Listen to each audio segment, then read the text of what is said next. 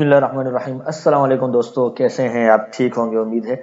मैं अपनी नई वीडियो के साथ हाजिर हूँ आपके साथ। आज हमने पढ़ना है जी टाइप्स ऑफ नाउन में से जो बाकी किस्में रह गई थी। एब्स्ट्रैक्ट नाउन रह गया था, काउंटेबल नाउन रह गया था, अनकाउंटेबल नाउन रह गया था। आज हमने इनको समझना है और इसके बाद नाउन के बाद हम जो है आगे जाएंगे सेकंड पार्ट्स ऑफ स्पीच की तरफ, और वो है जी प्रोनाउन। हम प्रोनाउन की तरफ जाएंगे। तो अगर आपने अभी तक मेरा चैनल सब्सक्राइब नहीं किया तो सबसे पहली गुजारिश आपसे ये है कि फौरी तौर पर चैनल को सब्सक्राइब कर लें ताकि आने वाले लेक्चर भी आपको बर वक्त पहुंच सके। तो चलिए दोस्तों स्टार्ट करें। तो एब्स्ट्रैक्ट नाउन जो है ये असल में होता है जी नेम ऑफ क्वालिटी, यानी जो इंसान के अंदर क्वालिटी मौजूद होती है उसके अंदर जो इनर एक्शन होता है उस क्वालिटी को, उस एक्शन को जो है वो एब्स्ट्रैक्ट नाउन कहा जाता है। अगर वो खूबी है तब भी इसको एब्स्ट्रैक्ट नाउन कहते हैं, अगर वो खामी है तब भी इसको एब्स्ट्रैक्ट नाउन कहते हैं। तो चलिए जरा इसकी डेफिनेशन लिखते हैं कि एब्स्ट्रैक्ट नाउन किसे कहते हैं। मैं कलर चेंज करने के लिए जरा आपके सामने इसको ब्लैक कर देता हूं ताकि आपको समझ में आए। तो डेफिनेशन इसकी है जी abstract noun is the name of is usually the name of a quality, action or state considered apart from the object object to which it belongs, to which it belongs। ठीक है जी। ये abstract noun is usually the name of quality, ये उस quality का नाम होता है, action का नाम होता है, स्टेट या कैफियत का नाम होता है, हालत का नाम होता है। Considered apart from the object, जो कि उस ऑब्जेक्ट से इसको अलहदा शुमार किया जाता है। हमारे पास इसकी कुछ मिसालें ज़रा मैं आपको दे दूं। क्वालिटी की मिसाल है जी हमारे पास क्वालिटी की हमारे पास मिसाल है ऑनेस्टी। ऑनेस्टी ये भी एक एब्स्ट्रैक्ट नाउन है। अच्छा, काइंडनेस ये भी एक एब्स्ट्रैक्ट नाउन है। इसी तरह हमारे पास एक और एग्जाम्पल है डार्कनेस। ये सारे के सारे जो है ये क्वालिटी की तीनों एग्जाम्पल्स हैं। आप और एग्जाम्पल भी तलाश कर सकते हैं। दूसरा मैंने आपको बताया एक्शन, तो एक्शन की मैं आपको कुछ मिसालें दे दूं। हमारे पास पहली मिसाल है लाफ्टर, LAUGHTR लाफ्टर। इसी तरह थेफ्ट, THEFT थेफ्ट, ठीक हो गया जी। और इसी तरह जजमेंट, JUDGEMENT जजमेंट। ये हमारे पास एक्शंस हो गए, ठीक है। इनको हम वैसे जीरेंट भी कहते हैं और वर्बल नाउन भी कहते हैं। और तीसरा हमारे पास स्टेट है, ठीक है। जिस तरह इसकी एग्जांपल है चाइल्डहुड, ठीक है, ये हमारे पास इसकी फर्स्ट एग्जांपल हो गई। इसी तरह बॉयहुड, ये हमारे पास इसकी दूसरी एग्जांपल हो गई। और तीसरा हमारे पास है सिकनेस, सिकनेस SICKNE सिकनेस, ये इसकी तीसरी मिसाल होगी। तो एब्स्ट्रैक्ट नाउन जो है ये असल में कहा जाता है जी क्वालिटी को, या इनर जो हमारी कंडीशंस होती है, हालत होती है हमारी अंदरूनी, उसको एब्स्ट्रैक्ट कहा जाता है। एब्स्ट्रैक्ट का माना ये होता है कि हम इसको छू नहीं सकते। देखिए ना, ऑनेस्टी को आप छू नहीं सकते, काइंडनेस को आप छू नहीं सकते, डार्कनेस को आप छू नहीं सकते, जजमेंट को नहीं छूते हम।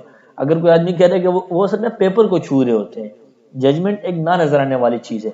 तो एब्स्ट्रैक्ट असल में उस चीज को कहा जाता है जो कि जिस्म से खाली हो, जिसको हम छू ना सके, जिसको हम सिर्फ महसूस कर सकें।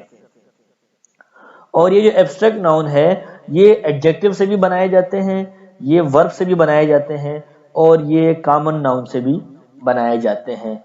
वी कैन मेक, मैं जरा इसको अलग करके जरा दूसरी राइटिंग में लिखूं कि हम एब्स्ट्रैक्ट नाउन कहां कहां से बना सकते हैं।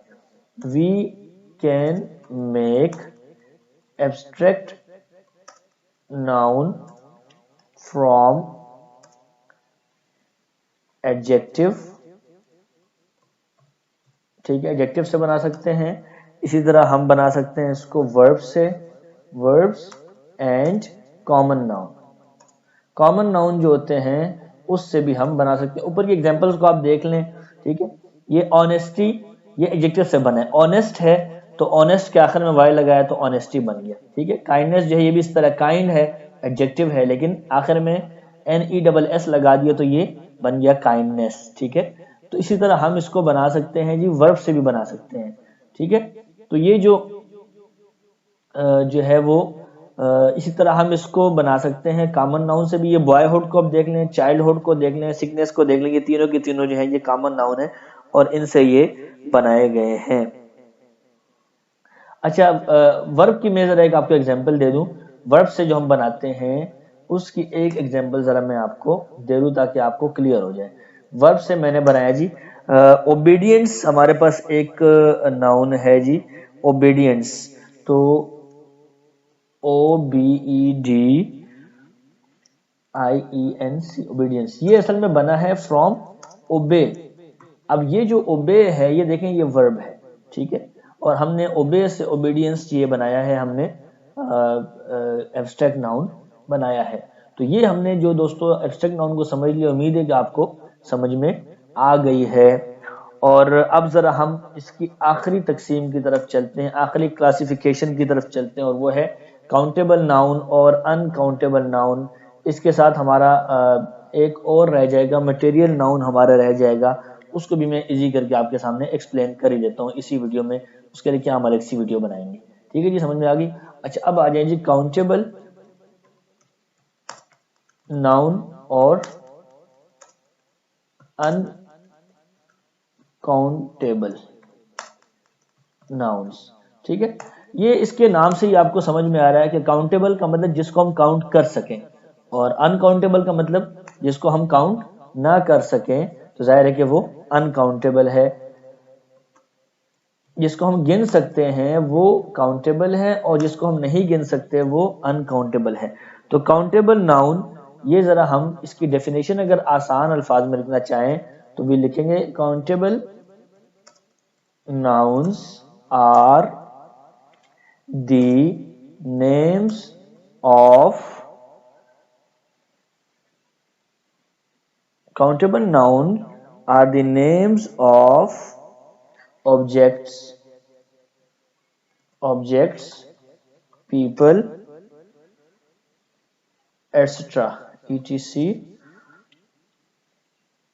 that we can count easily, ठीक है। यानी वो तमाम चीजों के नाम या लोगों के नाम जिनको हम काउंट कर सकते हैं। और अगर हम अनकाउंटेबल ले लें तो जाहिर है कि अनकाउंटेबल जो है वो होगा जिनको हम काउंट नहीं कर सकते।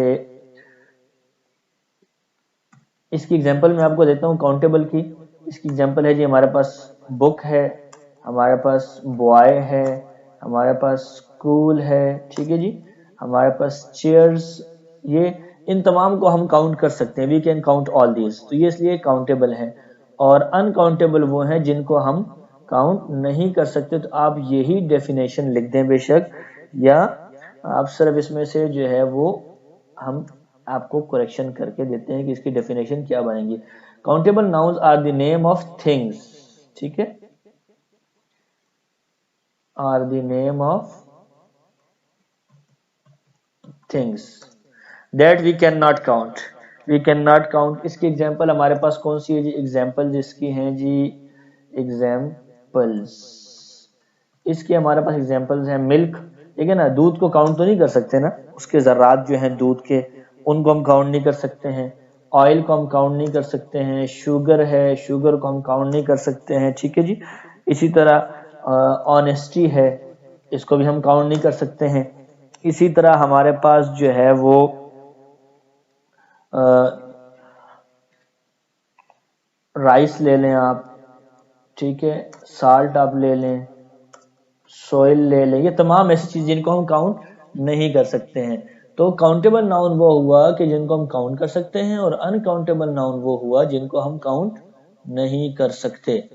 अच्छा, अब हमारे पास आखिरी तकसीम रह गई है नाउन की, that is called material noun. ये वो लाजमी चीजें हैं जो आपके लिए समझनी है आपने। मटेरियल नाउन, ठीक है। मटेरियल नाउन असल में उन नाउन्स को कहा जाता है कि जिनसे दीगर चीजें बनती हैं, ठीक है, जो कि ओरिजिन होती है। ओरिजिन हम आप कह सकते हैं ORIG, origin for the for other things, ठीक है। या जो रॉ मटेरियल होता है, रॉ मटेरियल होता है, इसको हम कहते हैं मटेरियल नाउन। इसकी एग्जांपल हमारे पास जो है वो बहुत सारी एग्जांपल है जी हमारे पास इसकी। वुड इसकी एग्जांपल है, ठीक है। वुड जो है ये मटेरियल, क्योंकि हम इससे कुर्सियां बनाते हैं, हम इससे टेबल बनाते हैं और बहुत सारी चीजें बनाते हैं।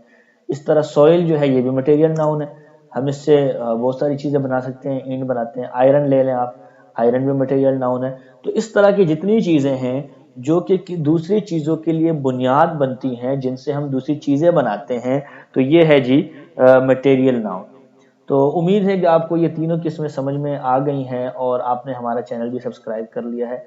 अगर आपने अभी तक सब्सक्राइब नहीं किया तो आपको फौरन सब्सक्राइब कर लेना चाहिए। हमारा अगला जो लेसन है वो हमारा होगा नाउन के बारे में। कुछ और चीजें हैं लेकिन वो आप जानते हैं, सिंगुलर प्लूरल भी आप जानते हैं, मैस्कुलिन फेमिनिन भी आप जानते हैं। इसीलिए हम जो है वो सिर्फ आपको नाउन की केसेस बताएंगे।